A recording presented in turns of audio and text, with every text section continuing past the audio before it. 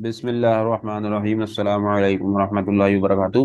बच्चों, आज मैं क्लास नाइन्थ केमिस्ट्री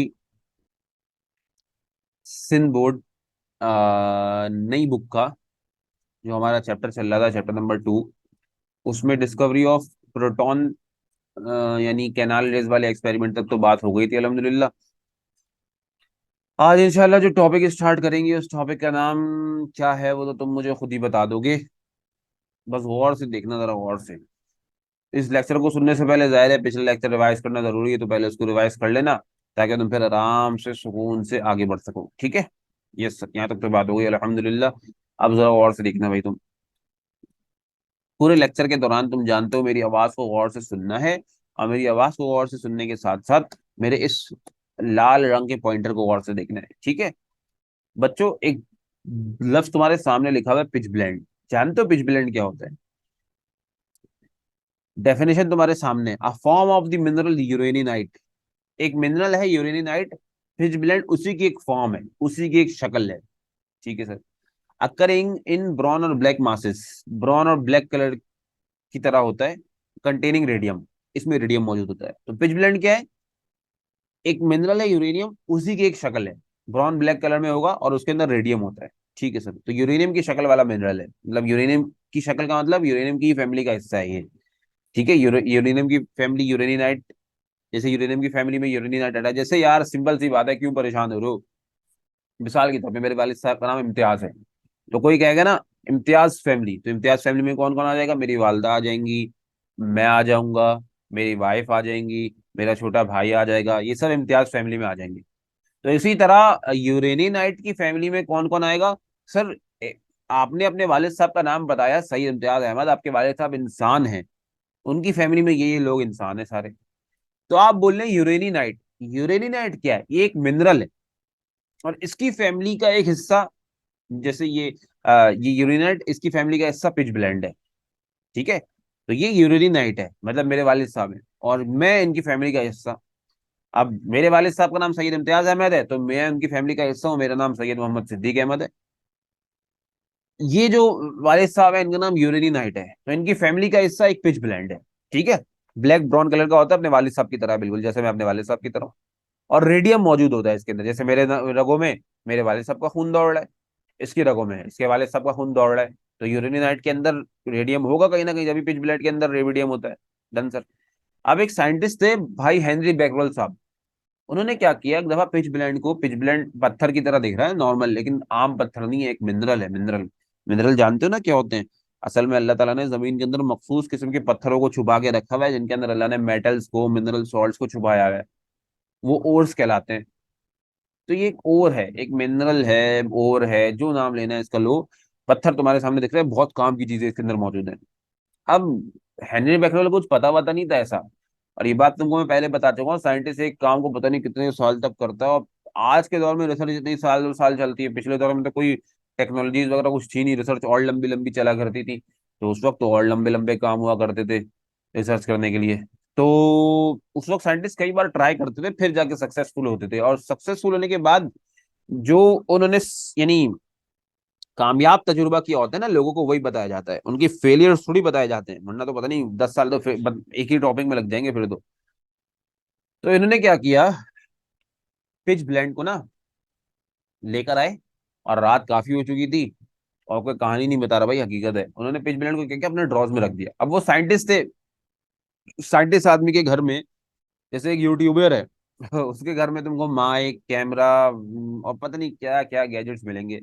अब साइंटिस्ट था, पुराने दौर का साइंटिस्ट था, उसने जिस ड्रॉज में इस पिच ब्लेंड को रखा, उस ड्रॉज में एक फोटोग्राफिक प्लेट रखी हुई थी।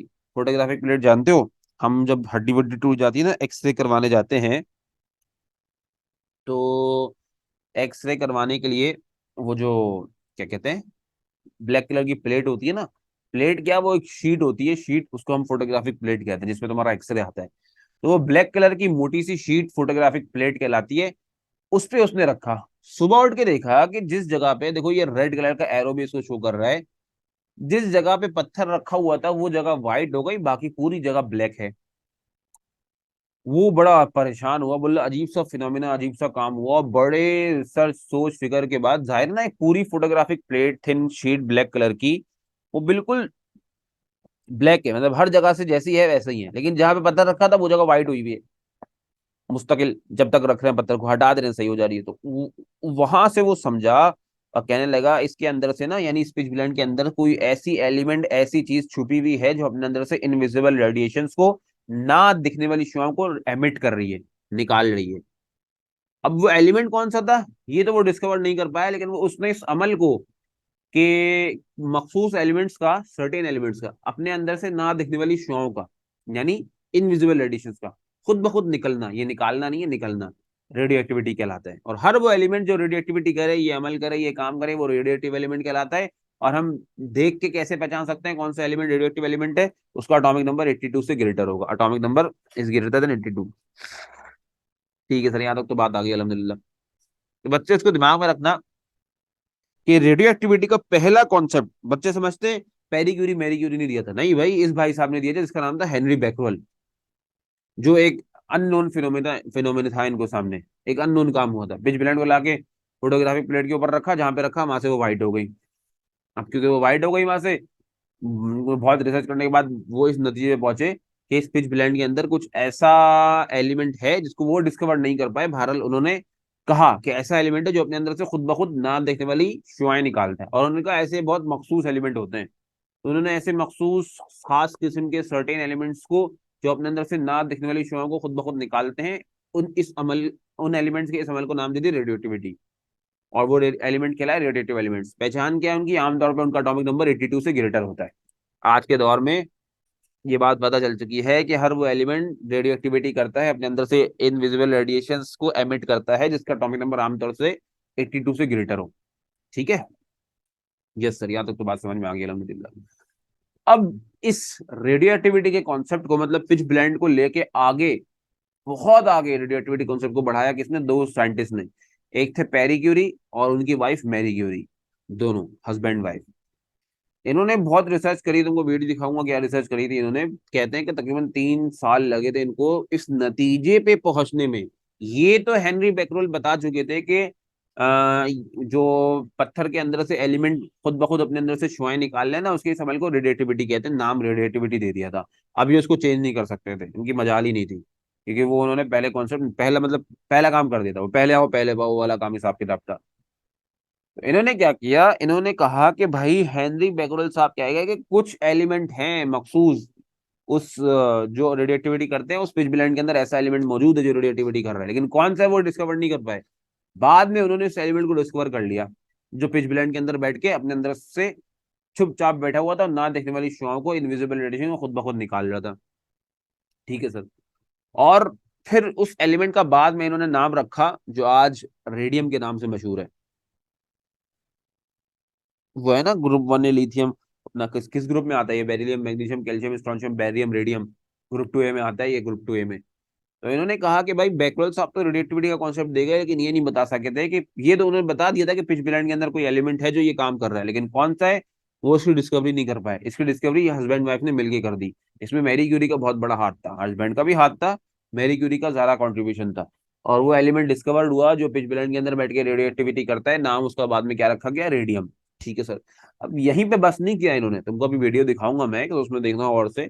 इन्होंने कहा कि यार मसला सारा पता है क्या है, मसला ये है कि सिर्फ बात यहीं तक खत्म नहीं हो जाती कि पिच ब्लेंड के अंदर रेडियम है जो रेडिएटिविटी करता है। अब पिच ब्लेंड के अंदर रेडियम रेडिएटिविटी कर रहा है, इनविजिबल रेडिएशन ना दिखने वाली शुआओं को निकाल रहा है। तो वो रेडिएशंस कैसी हैं, मतलब किस तरह की हैं, कितनी सारी हैं, क्या है, बड़ी जस्तुजी हुई। उसके लिए उन्होंने एक एक्सपेरिमेंट किया, एक तजुर्बा किया, पता है क्या, और से देखो। इन्होंने ना, अब मेरे राइट पॉइंटर को देखना, मेरी आवाज सुनते रहना। एक लेड ब्लॉक में एक रेडियो एक्टिव मटेरियल को रख दिया, कहते हैं पोलोनियम को इस्तेमाल किया था। उसके बाद तो फिर बहुत सारे एलिमेंट ऐसे डिस्कवर हो गए जो रेडियो एक्टिविटी कर रहे थे, और हर एलिमेंट का अलग अलग नाम रखा, लेकिन सारे के सारे एलिमेंट काम एक ही कर रहे हैं। डेट्स वाई इन सबको हमने रेडियो एक्टिव एलिमेंट्स का, आमतौर पर इनका एटॉमिक नंबर 82 से ग्रेटर होता था। अब उन्होंने पोलोनियम को लिया, पोलोनियम को POLONIUM, पोलोनियम लेड ब्लॉक में रख दिया। ये लेड ब्लॉक क्या होता है, हमारे घर जो बने हुए ना, ये सीमेंट ब्लॉक से बने हुए हैं।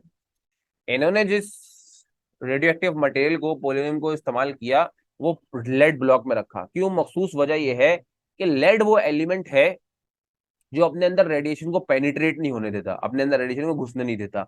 अब क्योंकि उसको ये पता था कि मखसूस किस्म की रेडिएशन निकालते हैं रेडिएटिव एलिमेंट, ये नहीं पता था इन हस्बैंड वाइफ को कि बहुत खतरनाक होंगी, कैसी होंगी, लेकिन दिमाग एक काम कह रहा था, एक सिग्नल दे रहा था कि यार ना दिखने वाली शुआएं निकलनी है, हो सकता है डेंजर हो। तो हम क्यों ना एक काम करें, आम ब्लॉक में रखने के बजाय लेड ब्लॉक में रख दें, क्योंकि ये बात जानते थे लेड की खुसूसियत है अपने अंदर रेडिएशन को पेनिट्रेट नहीं होने देता, घुसने नहीं देता। अब जाहिर है रेडिएशन जब इसके अंदर नहीं घुसेंगी तो बाहर की तरफ निकलेगी।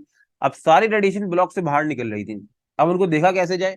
वही हेनरी बैकरल का फॉर्मूला इस्तेमाल किया। बैकरल ने क्या किया था, पेज ब्लेंड को लाके फोटोग्राफिक प्लेट पे एक्सरे वाली जो शीट होती है उसके ऊपर रख दिया था, उसी पे व्हाइट व्हाइट निशान पड़ गया था। उन्होंने कहा बस हम इसी को इस्तेमाल करें, क्योंकि रेज ऐसी है जब फोटोग्राफिक प्लेट पे टकराती हैं तो वहां पे व्हाइट व्हाइट स्पॉट्स आने लगते हैं। इन्होंने ऊपर फोटोग्राफिक प्लेट लगा दी, और पता है बराबर बराबर में, मेरे राइट पॉइंटर को देखना, मेटल की प्लेट्स को तार के जरिए लटकाया और तार को बैटरी से जोड़ दिया। वो सिस्टम दिखाया नहीं है तुमको, यहाँ पे मैंने नोट्स में डायग्राम बनाई है, वहां दिखाया है। अब तार जो बैटरी के प्लस से जुड़ा हुआ है उस प्लेट के ऊपर प्लस चार्ज आया, वो तार जो बैटरी के माइनस से जुड़ा हुआ है उस प्लेट के ऊपर माइनस चार्ज आया। एक बन गई एनोड, एक बन गई कैथोड। ठीक है सर। अब देखो ये बात हम सब जानते हैं कि जो माइनस की तरफ खींचा चलाएगा उसके ऊपर प्लस चार्ज होगा, जो प्लस की तरफ खींचा चलाएगा उसके ऊपर माइनस चार्ज होगा, जो कहीं नहीं खिंचाएगा वो न्यूट्रल होगा। पहला निशान, और जाहिर है तीनों एक साथ आए, मैं तुमको बारी बारी कर करके समझाने के लिए स्लो मोशन में बात समझा रहा हूं। पहला निशान ना इस तरफ आया, नेगेटिव प्लेट के करीब, वो समझ गया कि जो रे नेगेटिव के करीब आ रही है उसके ऊपर पॉजिटिव चार्ज है, और क्योंकि ये पॉजिटिव चार्ज रे है मैंने इस रे का नाम अल्फा रे रख दिया। ठीक है, यानी इसमें जो पार्टिकल्स होंगे पॉजिटिवली चार्ज होंगे। सही है सर। तो पॉजिटिव पार्टिकल को तो प्रोटॉन बोलते हैं, वो आम एलिमेंट के लिए, रेडियो एक्टिव एलिमेंट है भाई। दूसरा निशान पॉजिटिव प्लेट के करीब आया, वो समझ गया जो प्लस की तरफ अट्रैक्ट हुआ है उसके ऊपर माइनस चार्ज है।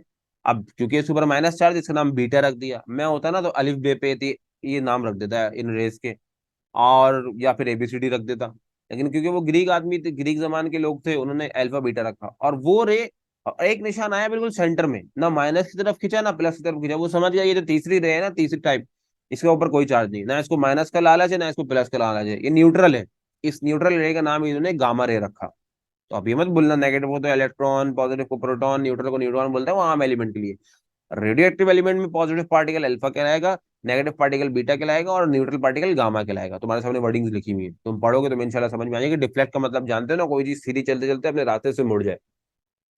तो बच्चों तुमको यहाँ बात समझ में आई? अच्छा एक बात और बता दूं मैं, ये जो आज का लेक्चर है ना शुरू बता नहीं सका रेडियो एक्टिविटी वाला, ये 9th क्लास के लिए तो है, ये फर्स्ट ईयर के लिए भी है नई बुक के मुताबिक। हाँ, अब जरा तुमको मैं ना रेडियो एक्टिविटी की वीडियो दिखाऊंगा तो मैं इंशाल्लाह बात समझ में आ जाएगी।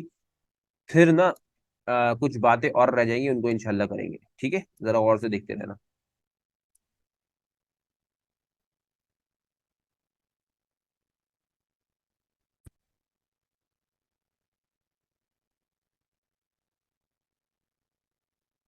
वीडियो को गौर से देखना, और इसमें जो तुमको इंग्लिश वर्डिंग्स हो ना वो जरा गौर से सुनना, तो मैं इंशाल्लाह काफी बातें समझ में आएगी। उर्दू में तो तुम समझ ही चुके हो, वीडियो देख के इंशाल्लाह और क्लियर हो जाएगी बात। ठीक है। अच्छा जी, रेडियो एक्टिविटी की वीडियो ये रही, और से भाई।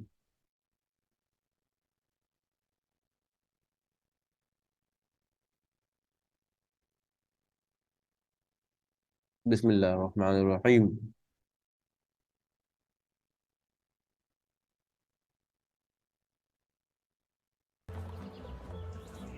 Our carbon atom became part of the retina.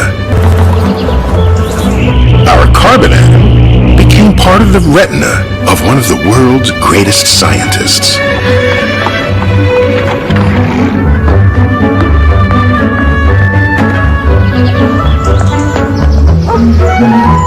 This was just a few years after the discovery of X-rays.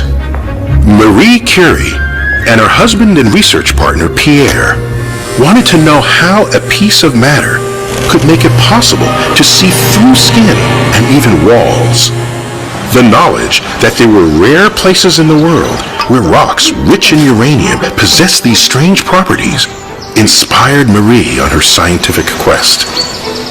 The dull brown ore, still mixed with pine needles, came from the part of Eastern Europe that is now the Czech Republic. But this material was very rare and even to distill a tiny amount of it required the most lengthy and labor-intensive efforts.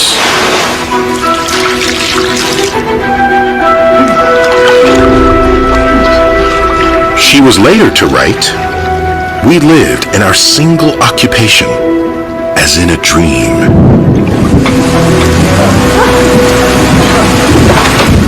They worked under the worst possible conditions to purify the ore into a mineral called pitchblende, which was 50 to 80% uranium. This was quite an achievement, but Marie and Pierre were hunting for something far more rare. It took them 3 years to process tons of ore to isolate a mere 1/10 of a gram of a substance she named radium. Marie and Pierre had discovered a completely new element. The Curies showed that the radium was entirely unaffected by extreme temperatures. That was strange. Most things subjected to such intense heat would change drastically. And there was something else. It spontaneously emitted energy, not through chemical reactions, but through some unknown mechanism. Marie Curie called this new phenomenon radioactivity. She and Pierre calculated the energy that spontaneously flowed from a lump of radium would be much greater than burning the same amount of coal. Radioactivity, to their astonishment, was millions of times more potent than chemical energy. The difference between liberating the energy that resides in molecules and the far greater power stored deeper down. Between Marie, Pierre, little Irene, and the man she would later marry, the family would win 5 Nobel Prizes in science.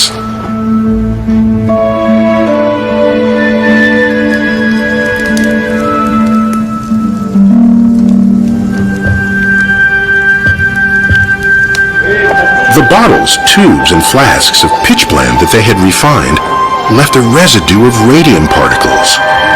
They were so potent that they lit up the lab at night. As Marie wrote years later, they were like earthly stars, these glowing tubes in that poor, rough shack.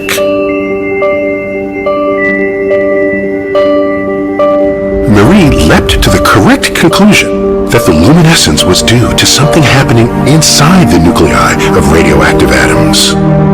For thousands of years, it had been thought that atoms were the smallest unit of matter. Curie's earthly stars were evidence that within the atom was a possible world where even smaller particles were interacting. तो उम्मीद है बच्चों तुमको यहाँ तक सारी बातें इंशाल्लाह समझ में आएंगी। ये जो आज का लेक्चर था ये क्लास फर्स्ट ईयर 9 दोनों के लिए था। नेक्स्ट क्लास में रेडियोएक्टिविटी से रिलेटेड कुछ बातें शुरू में बताऊंगा नेक्स्ट लेक्चर में, वो फर्स्ट ईयर के लिए 9 के लिए दोनों के लिए होंगी। उसके बाद पढ़ाऊंगा रदरफोर्ड्स गोल्डफेल एक्सपेरिमेंट जो सिर्फ क्लास 9 के लिए होगा, फर्स्ट ईयर की बुक में वो टॉपिक इंक्लूड नहीं है। ठीक है, मिलते हैं नेक्स्ट क्लास में। जज़ाकल्लाह, अस्सलाम वालेकुम रहमतुल्लाहि व बरकातहू।